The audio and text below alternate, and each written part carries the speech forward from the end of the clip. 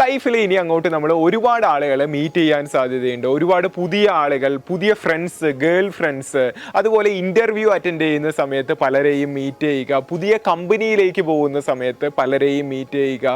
ഇത്തരത്തിൽ lot of പുതിയ ആളുകളെ നമ്മൾ മീറ്റ് ചെയ്യും. സോ ഇത്തരത്തിലുള്ള സാഹചര്യങ്ങളിലൊക്കെ നിങ്ങൾ ലുക്കിംഗ് ഗുഡ് ആയിരിക്കണം എന്നുള്ളത് എൻ്റെ ഒരു കൺസിഡറേഷനാണ്. ലുക്കിംഗ് ഗുഡ് അർത്ഥം അത് ജസ്റ്റ് ഒരു എക്സ്റ്റേണൽ തിങ് ആയിട്ട് മാത്രമല്ല, ഇന്റേണലി ടു, അതായത് നിങ്ങൾക്ക് തന്നെ നിങ്ങളെ കാണാനായിട്ട് കുഴപ്പമില്ല എന്നുള്ള രീതിയിലുള്ള ഒരു തോട്ട് ഉണ്ട് എന്നുണ്ടെങ്കിൽ നിങ്ങളെ പ്രസന്റ് ചെയ്യുന്നത് ആ രീതിയിലായിരിക്കും. സെയിം തിങ്, നിങ്ങളിപ്പോൾ ഒരു ഇന്റർവ്യൂവിന് പോവുകയാണ്. പോകുന്ന സമയത്ത് ഇന്റേണലി ഉള്ള കാര്യങ്ങളിലെല്ലാം തന്നെ നിങ്ങൾ പക്കയാണ്, നിങ്ങൾക്ക് ഉള്ള നോളേജ് ലെവലാണെങ്കിലും എല്ലാം അടിപൊളിയാണ്. പക്ഷേ എക്സ്റ്റേണലി ചില ഗ്രൂമിങ്ങിൻ്റെ കാര്യത്തിലും ബേസിക് ആയിട്ടുള്ള ചില കാര്യങ്ങളിൽ നിങ്ങൾ ഫ്ലോപ്പ് ആവുകയാണെങ്കിൽ മേ ബി ആ ഒരു തിങ് തന്നെ ഫ്ലോപ്പായി പോകാനുള്ള സാധ്യതയുണ്ട്. സോ അതുകൊണ്ട് തന്നെ നിങ്ങൾ ഗ്രൂമിങ് എന്നുള്ള കാര്യത്തെയും തീർച്ചയായും ഫോക്കസ് ചെയ്യേണ്ടതായിട്ടുണ്ട്. സോ ഞാൻ ഈ പറയാൻ പോകുന്ന 10 കാര്യങ്ങൾ നിങ്ങൾ ചെയ്യാനായിട്ട് തയ്യാറാണെന്നുണ്ടെങ്കിൽ നിങ്ങൾ ഇന്റേണലിയും എക്സ്റ്റേണലിയും ഗുഡായിട്ട് ഫീൽ ചെയ്യും. ഒന്നാമത് പ്രോപ്പർ ഹെയർ കട്ട്. 1.5 മന്തിലോ 1.5 മാസത്തിലോ ഒരിക്കലെങ്കിലും പ്രോപ്പറായിട്ട് മുടി വെട്ടുക. അതും ഒരു മീഡിയം ലെവലിലാക്കി തന്നെ കട്ട് ചെയ്യുക. അങ്ങനെ ആവുന്ന സമയത്ത് നമുക്ക് ഡിഫറെൻ്റ് ആയിട്ടുള്ള ഹെയർ സ്റ്റൈൽ എന്നുള്ളത് ആ ഒരു ഹെയറിൽ ട്രൈ ചെയ്യാനും സാധിക്കും. അതുപോലെ ഹെയർ സ്റ്റൈലിൻ്റെ കാര്യത്തിൽ നിങ്ങളൊരു യങ് ഏജിലാണ് ഉള്ളത് എന്നുണ്ടെങ്കിൽ കുറച്ചൊരു എക്സ്പ്ലോറേഷൻ എന്നുള്ളത് കൊണ്ടുവന്നോളൂ. ചെറിയ രീതിയിൽ എന്തെങ്കിലുമൊക്കെ കാര്യങ്ങൾ ട്രൈ ചെയ്ത് നോക്കുക. ഒരുപാട് വൾഗർ ആവുന്ന രീതിയിൽ, ഒരുപാട് ഫാഷൻ കൈൻഡ് ഓഫ് തിങ് ആ ഒരു രീതിയിൽ പോവുക എന്നുള്ളതല്ല. ചെറിയ എന്തെങ്കിലും മാറ്റങ്ങൾ കൊണ്ടുവന്ന് അതിൽ ജസ്റ്റ് ഒരു എക്സ്പ്ലോറേഷൻ ചെയ്ത് നോക്കൂ. രണ്ടാമത് പ്രോപ്പർ നെയിൽ കട്ടിങ്. പല ആണുങ്ങളും ഈ ഒരു 2023 കടക്കാൻ പോകുന്ന സമയത്താണെങ്കിലും ചെയ്യുന്ന ഒരു മിസ്റ്റേക്ക് ആയിട്ട് ഫൈൻഡ് ഔട്ട് ചെയ്തിട്ടുള്ളതാണ്. കൂടുതലായിട്ട് നഖം വളർത്തുക. ഇനി ചിലരൊക്കെ ആണെങ്കിൽ നെയിൽ പോളിഷിങ് അങ്ങനെയുള്ള കാര്യങ്ങളൊക്കെ ചെയ്യുക എന്നുള്ളത്. ഓക്കെ, അത് എന്തെങ്കിലും പർപ്പസ്ഫുള്ളി ചെയ്യുകയാണെങ്കിൽ ഓക്കെ എന്ന് വയ്ക്കാം.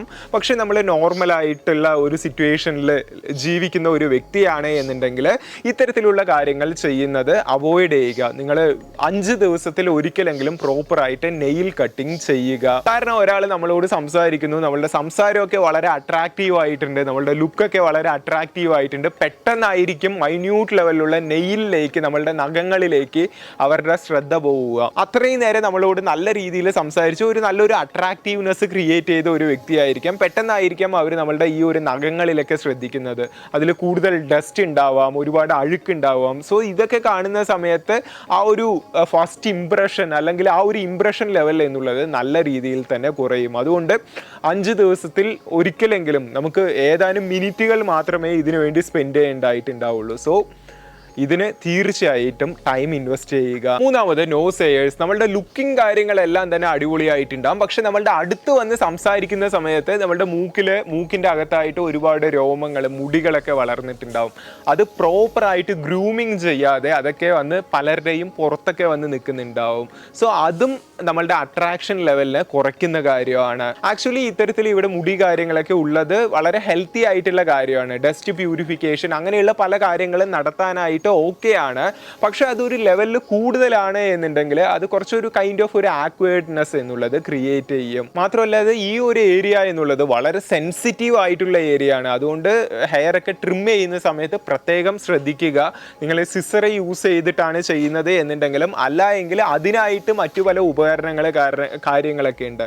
സോ അതാണെങ്കിലും മേടിച്ച് യൂസ് ചെയ്യാനായിട്ട് ശ്രമിക്കുക. സോ അങ്ങനെ വീക്ക്ലി വൺസ് എങ്കിലും അവിടെയും പ്രോപ്പർ ആയിട്ടുള്ള ട്രിമ്മിങ്, പ്രോപ്പർ ആയിട്ടുള്ള കട്ടിങ് കാര്യങ്ങൾ ചെയ്ത് സൂക്ഷിക്കുക.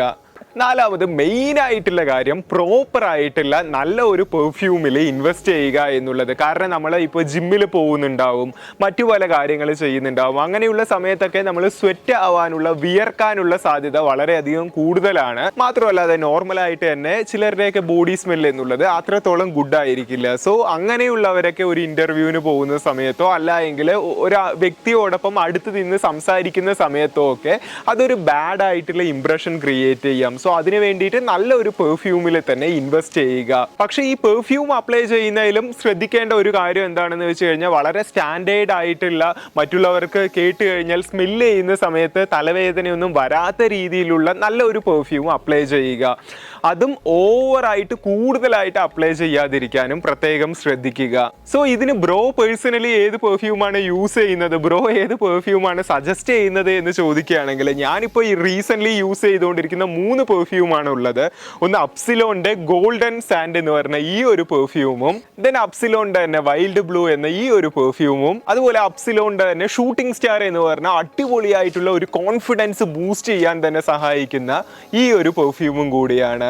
മറ്റൊരുപാട് പെർഫ്യൂം ബ്രാൻഡുകൾ ഉണ്ടായിട്ടും ഞാൻ എന്തുകൊണ്ടാണ് ഇവിടെ അപ്സിലോൺ റെക്കമെൻഡ് ചെയ്യുന്നത് എന്ന് വെച്ച് കഴിഞ്ഞാൽ, ഇവർ നമ്മളുടെ കോൺഫിഡൻസ് കൂട്ടുക, പേഴ്സണാലിറ്റി ഡെവലപ്പ് ചെയ്യുക എന്നുള്ള കാര്യത്തിനെ ഫോക്കസ് ചെയ്തുകൊണ്ട് മാത്രമാണ്, എന്നുള്ള കാര്യത്തിനെ എയിം ചെയ്തിട്ടാണ് ഈ ഒരു പെർഫ്യൂം എന്നുള്ളത് ഡിസൈൻ ചെയ്തിട്ടുള്ളത്. പ്ലസ് കാണാനും യൂസ് ചെയ്യാനും ഇതിന്റെ ഫീലിങ്സ് എന്നുള്ളതും വളരെയധികം പ്രീമിയമാണ്. ഇതിൽ ഗോൾഡൻ സാൻഡ് എന്നുള്ള പെർഫ്യൂം ശരിക്കും ഒരു വുഡി ഫ്രേഗ്രൻസോട് കൂടിയാണ് ഡിസൈൻ ചെയ്തിട്ടുള്ളത്. അതുകൊണ്ട് തന്നെ ഇത് ശരിക്കും നമുക്കൊരു കൈൻഡ് ഓഫ് സ്പോർട്ടി എന്തൂസിയാസ്റ്റിക് ആയിട്ടുള്ള ഫീലിംഗ് ആയിരിക്കും നൽകുന്നുണ്ടാവുന്നത്. ഷൂട്ടിംഗ് സ്റ്റാർ എന്നുള്ളത് ഒരു പാർട്ടി പെർഫ്യൂമാണ്. നിങ്ങൾ ആരെങ്കിലും ആയിട്ട് ഡിന്നറിന് പോകുന്ന സമയത്തോ അല്ലെങ്കിൽ പാർട്ടി കൈൻഡ് ഓഫ് തിങ്സിന് പോകുന്ന സമയത്തോ ഒരു ലോങ് ലാസ്റ്റിംഗ് ആയിട്ടുള്ള ഒരു ഇംപ്രഷൻ മെയിൻറ്റെയിൻ ചെയ്യണം എന്നുണ്ടെങ്കിലോ നിങ്ങൾക്ക് ഈ ഒരു പെർഫ്യൂം ചൂസ് ചെയ്യാം. ഇതിൽ വൈൽഡ് ബ്ലൂ എന്നുള്ളത് നമ്മളുടെ നോർമൽ റെഗുലർ യൂസിന് നമുക്ക് യൂസ് ചെയ്യാവുന്ന പെർഫ്യൂമാണ്.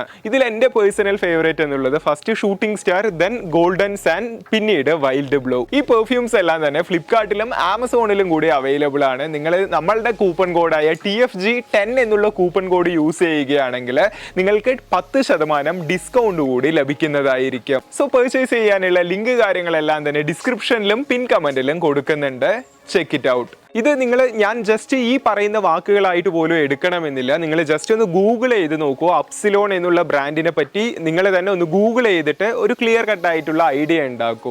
അതിനുശേഷമാണെങ്കിലും പർച്ചേസ് ചെയ്താൽ മതി. സോ പ്രൊഡക്റ്റ് പർച്ചേസ് ചെയ്യാനുള്ള ലിങ്ക് ഡിസ്ക്രിപ്ഷനിലും പിൻ കമന്റിലും കൊടുക്കുന്നുണ്ട്. നിങ്ങൾ ഈ ഒരു ലിങ്കിൽ കയറി പർച്ചേസ് ചെയ്യുകയാണെങ്കിൽ നിങ്ങൾക്ക് കുറച്ച് ഡിസ്കൗണ്ട് കൂടി ലഭിക്കുന്നതായിരിക്കും. 5ാമത് ഫേസ് വാഷ്. ഒരു ദിവസത്തിൽ 2 പ്രാവശ്യമെങ്കിലും കൃത്യമായിട്ട് തന്നെ ഫേസ് വാഷ് ചെയ്യുക. നിങ്ങൾ കുളിക്കാൻ പോകുന്നതിന് രാവിലെ മുൻപോ അല്ല എങ്കിൽ നിങ്ങൾ രാവിലെ എഴുന്നേൽക്കുന്ന ആ ഒരു സമയത്തോ അല്ല എങ്കിൽ നൈറ്റ് ഉറങ്ങാൻ പോകുന്നതിന് മുൻപോ ഒക്കെ ആയിട്ട് ഫേസ് വാഷ് ചെയ്യുക.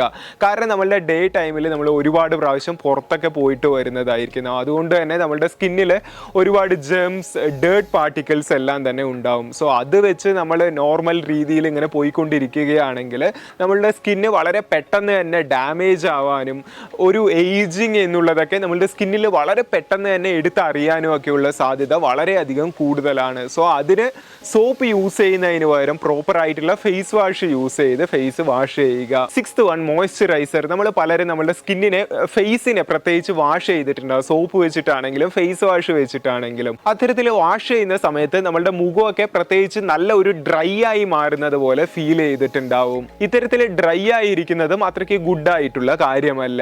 സോ ഈ ഒരു ഡ്രൈനെസ്സിനെ മാറ്റാനും പ്രോപ്പർ ആയിട്ട് നമ്മളുടെ സ്കിന്നെ നറിഷ് ചെയ്യാനും ആയിട്ട് മോയ്സ്ചറൈസർ യൂസ് ചെയ്യുന്നത് ഒരു ഹാബിറ്റ് ആക്കുക. 7th one beard and moustache trim. അതായത് നിങ്ങൾക്ക് നല്ല ഒരു ഹെയർ സ്റ്റൈൽ ഉണ്ട്, പക്ഷെ നിങ്ങൾ ബിയേർഡ് ആണെങ്കിലും മീശയാണെങ്കിലും കറക്റ്റായിട്ട് പ്രോപ്പറായിട്ട് നല്ല രീതിയിൽ ട്രിം ചെയ്യാതെ സൂക്ഷിക്കുന്നു എന്നുണ്ടെങ്കിൽ, അതായത് ഒരു സ്ഥലത്തെ മുടി ഒരു രീതിയിൽ മറ്റൊരു സ്ഥലത്ത് മറ്റൊരു ലെങ്ത്തിൽ, ഇത്തരത്തിൽ ഒരു പ്രോപ്പറായിട്ടുള്ള മെയിൻ്റനൻസ് ഇല്ല എങ്കിലും അതും ഒരു ബാഡ് ഇംപ്രഷന് കാരണമായേക്കാം. പക്ഷെ നമ്മൾ ഇങ്ങനെ എന്ത് തന്നെ പറഞ്ഞാലും പലരുടെ കാര്യത്തിൽ അവരുടെ ജെനറ്റിക്സിന്റെ അടിസ്ഥാനത്തിലായിരിക്കും ബിയേർഡ് ആണെങ്കിലും മീശയാണെങ്കിലും ഒക്കെ ഉണ്ടാവുന്നത്. പക്ഷെ നിങ്ങൾക്ക് കുഴപ്പമില്ലാത്ത രീതിയിലുള്ള താടിയും മീശയൊക്കെ ഉണ്ട് എന്നുണ്ടെങ്കിൽ അത് പ്രോപ്പർ ആയിട്ട് മെയിൻറ്റെയിൻ ചെയ്യുക. അതായത് ഈ ഏരിയാസ് ഒക്കെ വാഷ് ചെയ്യാനും കട്ട് ചെയ്യുന്ന സമയത്ത് നല്ല രീതിയിൽ ആലോചിച്ച് കട്ട് ചെയ്യാനും ഒക്കെ ശ്രമിക്കുക. അതുപോലെ next one body hair over ആയിട്ട് മെയിൻറ്റെയിൻ ചെയ്യുന്നത്. നമ്മളുടെ ഈ ഒരു ചെസ്റ്റ് പോർഷനിലാണെങ്കിൽ നമ്മളുടെ ആം പിറ്റ് എന്നുള്ള പോർഷനിലാണെങ്കിലും ഓവർ ആയിട്ട് ബോഡി ഹെയർ ഉണ്ട് എന്നുണ്ടെങ്കിൽ നമുക്ക് ഒരുപാട് സ്വെറ്റ് ആവാനുള്ള സാധ്യത വളരെയധികം കൂടുതലായിരിക്കും.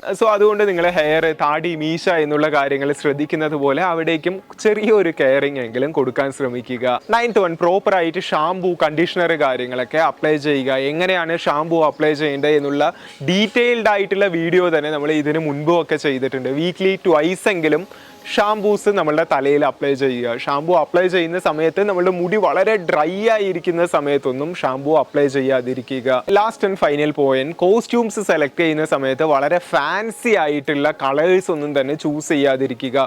ഒരുപാട് റെഡിഷ് കളർ ആയിട്ടുള്ള ഷർട്ട് എടുത്ത് യെല്ലോ കളർ ആയിട്ടുള്ള പാൻറ് എടുത്ത് ഇത്തരത്തിൽ ഒരുപാട് kind of fancy colour choose ചെയ്യാതെ കുറച്ച് ന്യൂട്രൽ കളേഴ്സ് ചൂസ് ചെയ്യുകയാണ് എന്നുണ്ടെങ്കിൽ അത് എല്ലാവർക്കും വളരെ ഈസി ആയിട്ട് തന്നെ മാച്ച് ചെയ്യാനായിട്ട് പറ്റും. സോ എനിവേ ഇത്രയും കാര്യങ്ങളാണ് ഇന്നത്തെ ഈ ഒരു വീഡിയോയിലൂടെ പറയാൻ ആഗ്രഹിച്ചത്. നിങ്ങൾക്ക് അപ്സിലോൺ പെർഫ്യൂമിനെ പറ്റി അറിയണമെന്നുണ്ടെങ്കിൽ ജസ്റ്റ് ഒന്ന് ഗൂഗിൾ ചെയ്ത് നോക്കുക. താഴെ ഡിസ്ക്രിപ്ഷനിലും പർച്ചേസ് ചെയ്യാനുള്ള ലിങ്ക് കാര്യങ്ങളൊക്കെ കൊടുക്കുന്നുണ്ട്. അവരുടെ വെബ്സൈറ്റിലാണെങ്കിലും പോയിട്ട് വിസിറ്റ് ചെയ്ത് നോക്കുക. So thank you so much for watching.